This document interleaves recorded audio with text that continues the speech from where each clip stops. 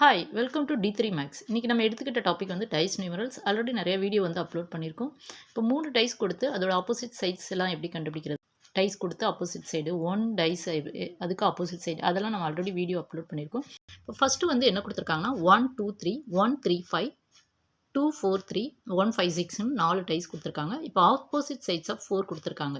இப்போ இதில் நோட்டீஸ் பண்ணிங்கன்னா என்ன தெரியும்னா, அதாவது ஒரு நம்பர் வந்து ரிப்பீட் ஆகிருக்கு, அந்த நம்பரும் ஆப்போசிட் சைட்ஸ் கொடுத்துருக்க நம்பரும் வேறு வேறு நம்பர். ஸோ அப்படி கொடுத்துருந்தா இப்போ ஃபஸ்ட்டு வந்து எந்த இதில் வந்து நம்பர் வந்து ரிப்பீட் ஆகிருக்குன்னு பார்க்கணும். இப்போ ஃபஸ்ட்டு டைஸ் எடுத்துக்கிட்டோம்னா 3ங்கிறது ரிப்பீட் ஆகிருக்கு, செகண்ட் டைஸில் 3 இருக்குது, தேர்ட் டைஸில் 3 இருக்குது. ஸோ 3 டைஸ்லையும் 3ங்கிற நம்பர் வந்து ரிப்பீட் ஆகிருக்கு. ஸோ இப்போ ஃபஸ்ட்டு வந்து எப்போ என்ன பண்ணுறோன்னா, இப்போ 3லேருந்து என்ன செய்வோம்னா அதோட ரைட் ஹேண்ட் சைடு ஸோ 3 1 2 அப்படின்னு எழுதிக்கிறோம். அதாவது என்னென்னா எந்த நம்பர் வந்து ரிப்பீட் ஆகிருக்கோ அந்த நம்பர்லேருந்து அதோட ரைட் ஹேண்ட் சைடு ஸோ 3 1 2. இப்போ சேம் இதுலேயும் வந்து 3ங்கிற நம்பர் ரிப்பீட் ஆகிருக்கு.